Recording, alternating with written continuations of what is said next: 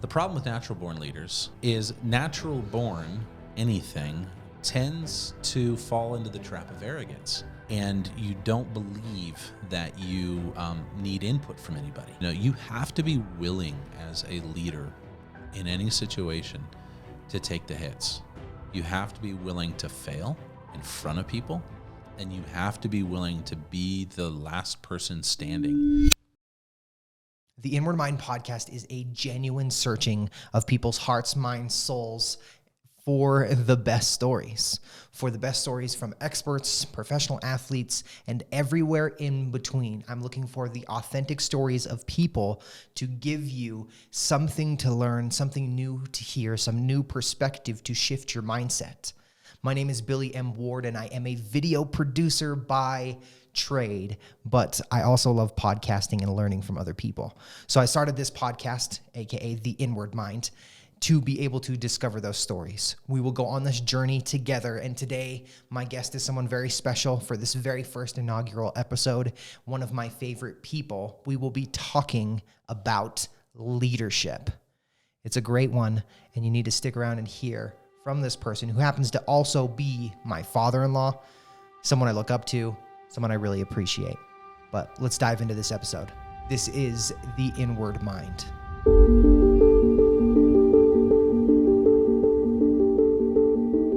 I'm here with my father-in-law, Keith Radke.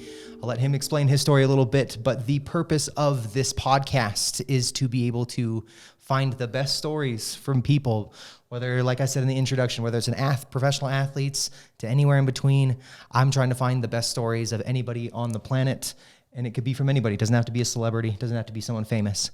But on this introductory episode, I got my father-in-law, Keith Radke. Super cool. We're in his podcast studio. That is now our podcast studio. Yes. We're kind of building it out of the church, but I'll go ahead and let you introduce yourself. Yeah, thank you, Billy. And thank you for helping get this podcast studio moving forward. I'm excited about all the potential, shows, interviews, conversations, stories that could be told from this room. So thank you for your help, and thank you for having me on your podcast. I'm excited. And let me tell you about myself. Yeah. I am almost 44. I was born in California to a single Navy mom, and she had married and divorced before I was born, and moved to Hawaii, where she got a next assignment and met my stepdad, Miguel. And I like to say that I was raised by a Mexican, because I was, and it always throws people for a loop. My dad was in the Navy as well, and I grew up with discipline and structure. Leadership was one of those things that was demonstrated. It was one of those things that was caught by example. It wasn't until I was in my teens that the principles of leadership that my dad and even my mom lived by became more clear to me. It wasn't until I was in my teens that those things became more clear. When you look at anybody's story, there's always people that play a role in making you who you are today, whether you realize it at the time or to the day. And I would say that, the first person in my life that person was my dad. My dad was the leader example that I seek to follow. And hoping that will be suppressed there. No, it's not. No worries. It happens. And that's another thing. Let me just say this. I have on my phone the do not disturb feature, and I turn it on. But there's another thing on my phone called emergency bypass. Yes. And the emergency bypass is reserved for a few people in my life, and you're on that list. Yep, I'm on that list. They're my kids and my in-laws and my wife, of course, and my mother-in-law. And I think it's important. That's what I saw with my dad. My dad's shift in his life, because he was very successful in the military. People saluted him. When he wore a uniform, he was pretty intimidating. Even to this day, he still works in the military world, and there's not just a mystery about what he does, but there's an authority about what he does.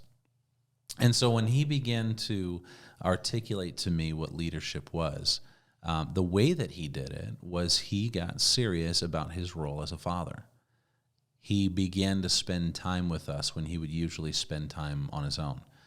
We grew up in Hawaii for the majority of my childhood, and my dad would take the days off that he had, and he would go to the beach, and he would either go by himself or he would go with friends.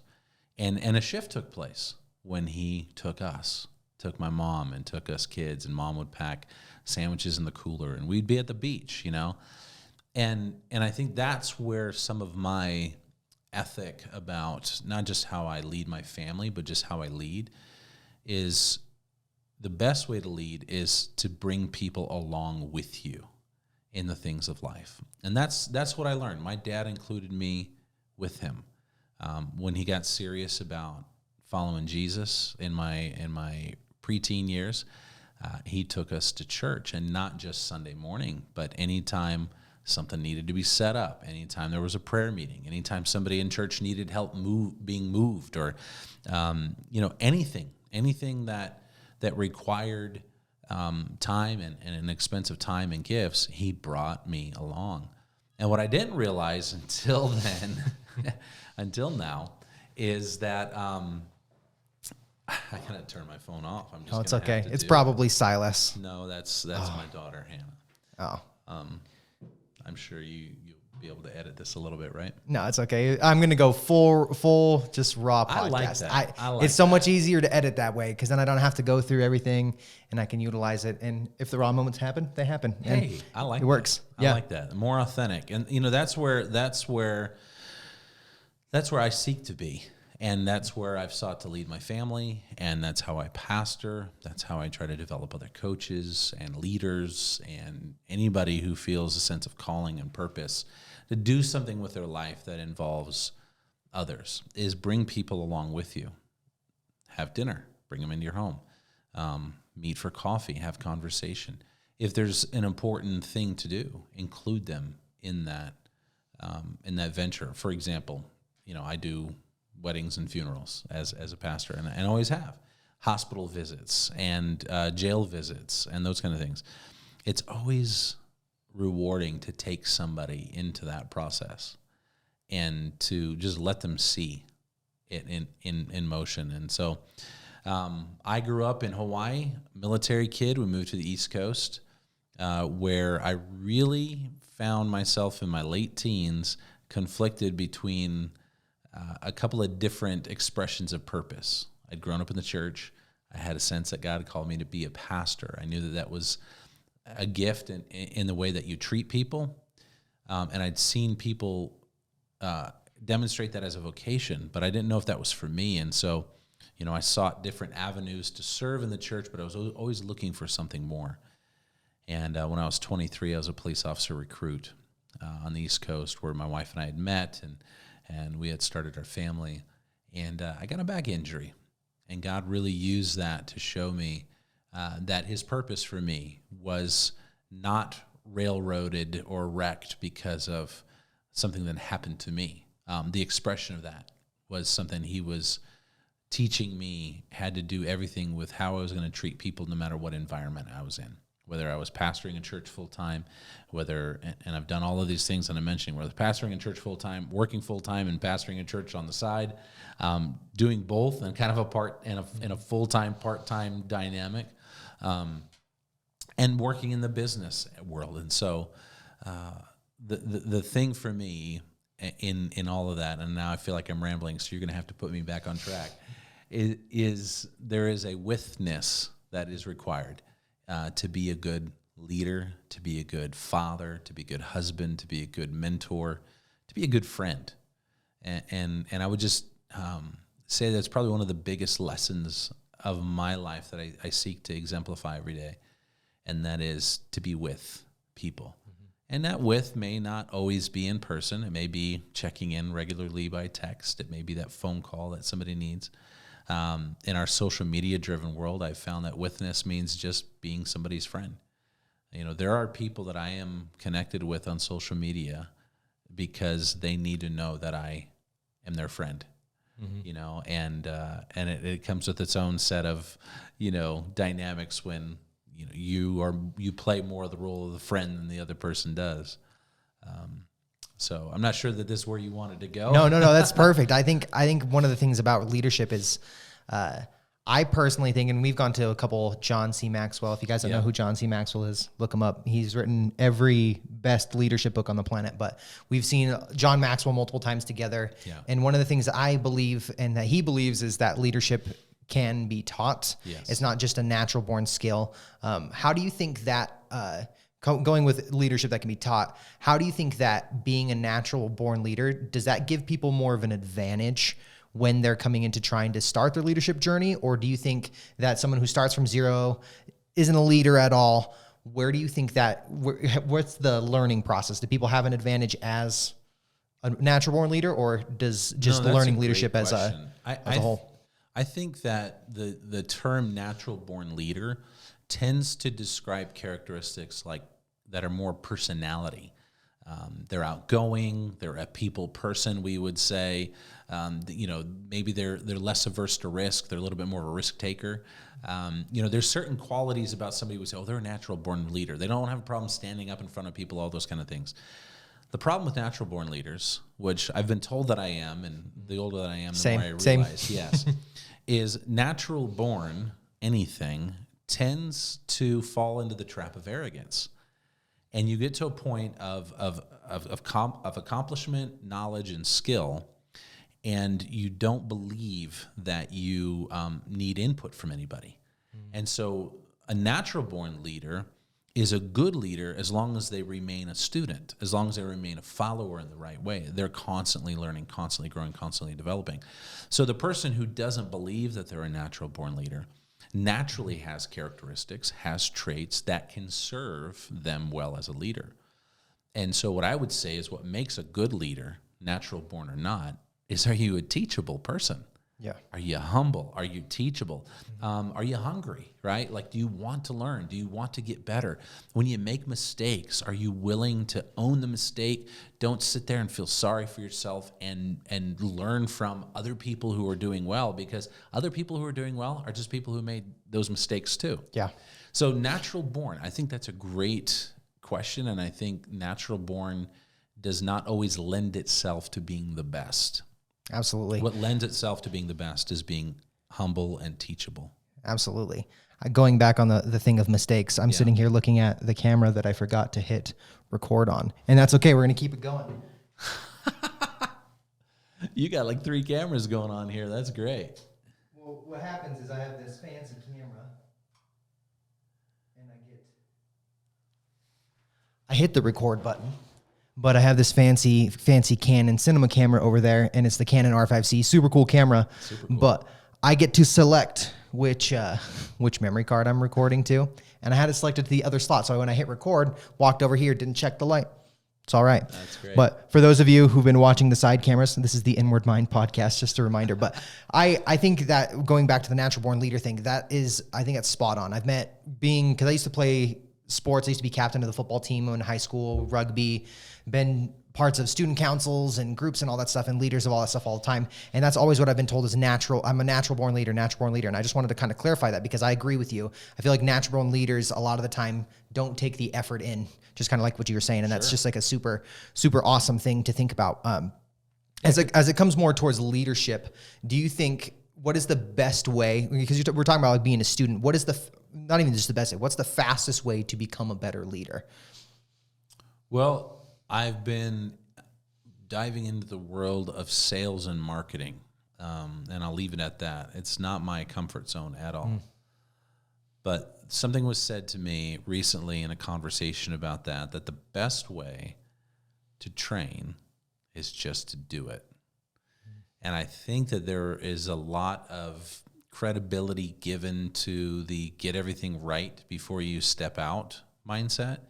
And I've been victim to that. I've allowed myself to be trapped by that. I think the best way to learn how to lead is to lead. Mm-hmm. And the first way that we lead is we lead ourselves. If there are disciplines that we value, disciplines that we think other people should engage in, are we valuing those ourselves? Are we engaging in that ourselves? I recently had a visit to the doctor, and the doctor said, we got to take care of some things, but the main thing you need to do is you need to get your cardio up.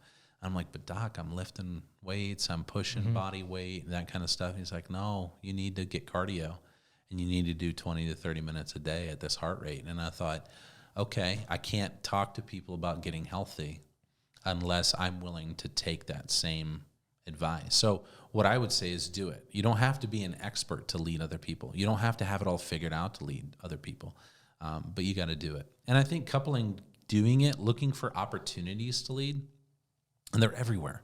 They're, if you live in a neighborhood with an HOA, get involved with your HOA. I have a friend of mine who's involved with their HOA. It's like, people come by with a measuring stick to measure the grass. He's like, I'm going to join the HOA. I'm going to do something about it because that's dumb. You know what I mean? Absolutely. And HOAs. And so every area of life has an opportunity for us to be a leader. And so, if leadership is something you aspire to, then look for the opportunity right in front of you. That is the biggest takeaway to me for leadership is just start. Look for the opportunity. So if you're the new employee, first day, it's time for training. Take initiative on things that you already know intuitively are going to become important if you're going to grow and develop. So where are the checklists? Where are the processes? Who are the important people to talk to and connect with every day? How quickly should you respond to an email? I mean, there's just a myriad of things that if just a little bit of initiative, you will suddenly find yourself rising to the top as a leader. And it's okay in that environment to be flying a little bit by the seat of your pants, as long as there's a humility about you that says, okay, listen, boss, you hired me for this. I just want to make sure I'm spending my time and my energy right. HOA, hey, where are the covenants? Let me read this and make sure that I'm not, too big for my britches here, those kind of things. So look for those opportunities to lead, and you'll grow in that. Absolutely. And I agree. I 100% with that. That's one another thing too. Like a lot of people I've talked to, like, oh, Billy, I don't have a leadership opportunity, or I don't have anywhere to learn. And I did a video about this a while back on my social media, but if you are by yourself in your room, if you're in an environment where you don't have any opportunity that you see to lead, you also can put those people in your ears or on your eyes. Most people have smartphones. Most people have something where they can bring in people like John C. Maxwell, or bring in people like Andrew Huberman if you were looking for neuroscience or something to continue to put leaders in your ears and on your eyes so that you can start growing those skill sets. So that does build opportunities later for you as well. Because a lot of the time, John Maxwell talks about the law of the lid, which is if you put on leaders on a scale of 1 to 10, the max of where you can go, if you're, say, a leader of 3, you're only going to attract people who are lower than you, so 1s and 2s. Right. But to be able to get that level even higher, to attract more people to be around with the leadership, you need to increase that ability as well. And being able to listen to people and hear and be around people like my father-in-law, who's awesome, being able to learn those leadership skills is very, very effective as well. Yeah, I would say on that, 21 Irrefutable Laws of Leadership by John C. Maxwell. Get the book and get the workbook that goes with it, and really seek to understand those 21 different laws. You know, obviously, there's more, and this is what John Maxwell has learned over the years, and I think they have served the world so well. So I would encourage you to do that. And then if you are a leader of an organization or a team, you talked about the 1, 2, 3. Well, that comes from the 5 Levels of Leadership book. Yeah. That discusses, the difference between just being the guy in charge and being the person who leaves a legacy of other leaders, right? Developing people and empowering other people to be good leaders. So, if you're curious about where to start and learning how to be a leader, get 21 Irrefutable Laws and the 5 Levels of Leadership. And then YouTube, like, golly, why are we even scratching our heads anymore about where to find information? Just type in your search into YouTube and say, how to be a good leader, how to lead a team of 5, how to lead a dysfunctional team. I mean, there's just so many opportunities out there. And then, pay attention to some opportunities like John Maxwell has, like spend $37 for the, 5 video mastermind course. Invest in yourself in that to be a better leader. You'll always find any money you spend on yourself to be better at something you're passionate about is always worth the investment. It doesn't matter if it's $20 or $2,000. If you're investing in yourself to be better at what you do because you're passionate about it and you want to do it to the best of your ability, it's worth the investment. Yeah, every penny that you spend is going to come back, if not tenfold, in what you're doing, because gaining a new skill set is what's going to change everything about your environment, because your environment is based on what you know a lot of the time, and you can change your environment by gaining more knowledge and learning more skills to be able to change your entire situation. Right. So I want to circle back a little bit. You were talking about your dad. Yeah. What are do you have any specific examples of like a scenario that you can remember that your dad that really like showed like, oh, that's like, it's a leadership example for you. Like, oh, there's this one situation where my dad was like, hey, you talked about like helping people at church and anything. Is there anything specific that stands out to you from when you were younger? Absolutely. There was some friends of ours growing up. We had been in Hawaii with them. We got stationed in Iceland for a short period of time and then back to Hawaii. And that particular family was in Hawaii, Iceland, and back in Hawaii with us. And at some point, the dad in this family left his family between his career and finding somebody else. And all of a sudden, mom and kids were without the structure that they had been used to. And there was no hesitation on my parents' part. They're going to live with us. And so this family, mom and 3 kids, moved in with us. I shared a room with my friend for, I don't remember how long it was. It wasn't a very long time. But he took action, right? I think I shared this in our family chat recently from Proverbs. So it's like, if it's in your power to do good, and do not withhold it from those who deserve it. That's Proverbs chapter 3. That was yesterday. And so I really believe that was the most visible example that has shaped my life. I have said yes, and I'm sure my dad said yes to that reluctantly, because he knew that it would change our family dynamic, and it did. He knew that it would change how we engaged with not only that family in the context of our home, but with our friends and our church family. And he took the risk, and it paid off in the fact that a family was able to get back on their feet. The church came together. We ended up finding them a place to live. They rebuilt their lives, and that, I think, is probably the most visible and life-changing example of leadership in motion. Is my dad saw the need, knew it was in our ability to do something, and so we did something. And, I don't know what kind of trouble he could have got in or what kind of risk he put himself in. I looking back, I don't know, but it was worth it to him. Yeah. And I think a good leader is going to know when the risk is worth it. You have to be willing as a leader in any situation to take the hits. You have to be willing to fail in front of people, and you have to be willing to be the last person standing. I think of how many business owners, they put their heart and their soul into a business, and it just doesn't work out.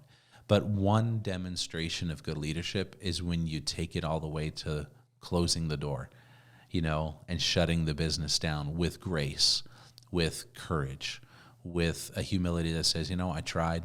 And tomorrow morning, I'm going to get up and I'm going to try again. And instead of feeling sorry for yourself or those kind of things, because real leadership, which gets into my other arena of pastoring, is an act of love. It's a service of love, and love has to take the risk in order to truly be love. Love has to put it all out there with no expectation of return, and leadership is a lot like that. Now, in an organization and team, you're going to expect some return. But a situation like that where my dad and my mom obviously together brought this family into our home, they took the risk, and they understood this could cost us a lot, and they were willing to take it anyway. Yeah, that's a cool story. I love that. It's funny when I got to meet Grandpa Mike for the first time. He's very stoic. But then when you get to know him, he's a really awesome guy. Yes, he is. Yeah, I'm stoked to see him again next time we see him.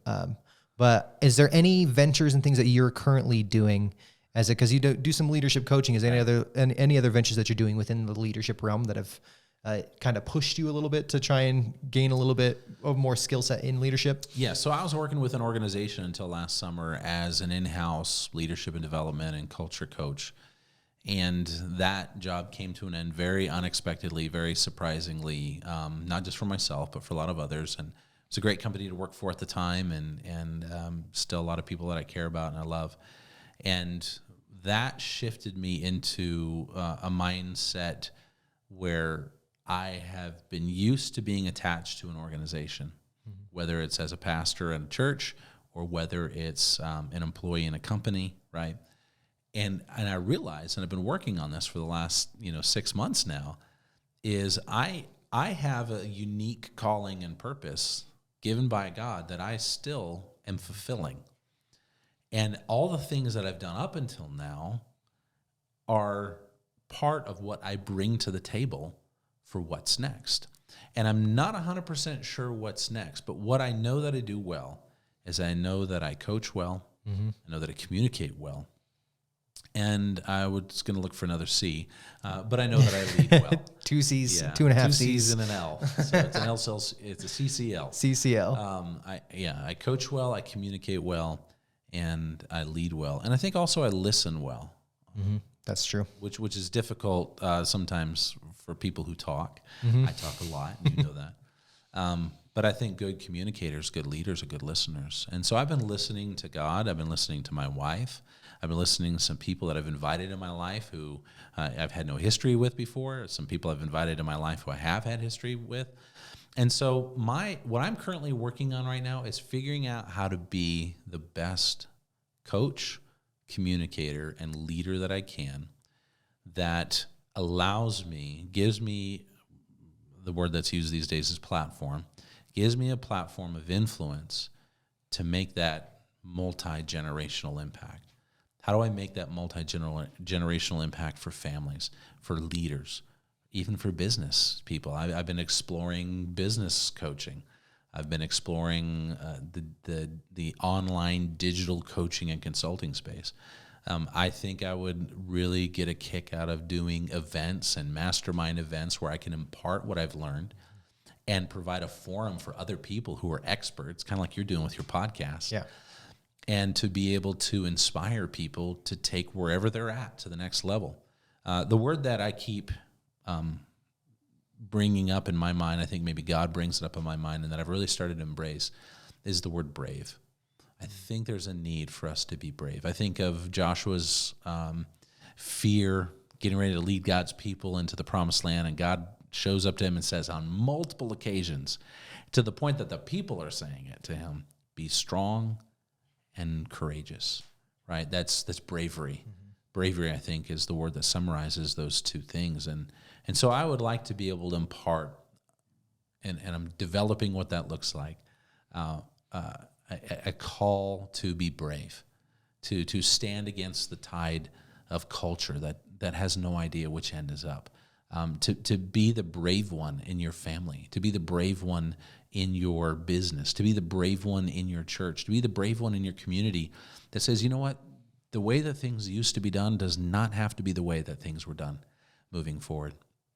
And I'm finding that for myself as a pastor. Like, I want to lead people well and serve people well and empower other people to become all that they need to be. Am I brave enough to not hold on to things of the past that may not serve us well today? Values and principles will always serve us well, but I think there could be some mechanics, right? The how. So here you're doing a podcast. I would think of doing a podcast just sitting in front of a microphone and pushing it out. Yeah. And here we are with all these stuff. cameras, including that one that's now on. Yeah. And this is where people are engaging and learning and being inspired. And so that's where I see myself next. And a coach, a communicator, and a leader. Absolutely. And imparting that to other people and giving people a sense of, hey, you can do it. Yeah. And that's kind of one of the reasons why I started this podcast is I want to be able to empower everybody who's listening to learn something new from somebody that's not just the famous person in the room, just because there's a lot of knowledge that is everywhere. Sure. And people just need to hear the stories of anybody and everybody. And we're going to end off here in a minute, but I just want to thank you because Keith is the guy who pushed me to make the decision to start my video production company, which was super cool because my wife, Abby, and we ended up having we got married, and a couple months later, we found out we were pregnant with your first granddaughter, which is my oldest daughter. And I was like, didn't know what I wanted to do, doing a bunch of stuff I hated. Yeah. And I was like, well, I kind of don't know if I want to start video production and doing all this stuff. And he's like, well, right now is a good time to start. Probably should jump in. And so I jumped in both feet. And then now I run a very successful video production company. And now I'm moving on to some other ventures too, as well as doing that. But I just want to thank you for giving me that final push. As when we're talking about leadership, he embodies everything about leadership that I've seen, and he leads his family well and his friends and his church and everybody well. So I really appreciate you and appreciate all that you've done for me and Abby and everybody and my whole family, and just all that you do. Is the leadership is resounding within, and it's a really good example to have him. And this is very fitting for the first episode. Yeah. Thank you, Billy. I want to say I admire you. I really am proud of you for what you've done, you've accomplished. You lead your family well. You took the risk with your business, and now you're doing what you're passionate.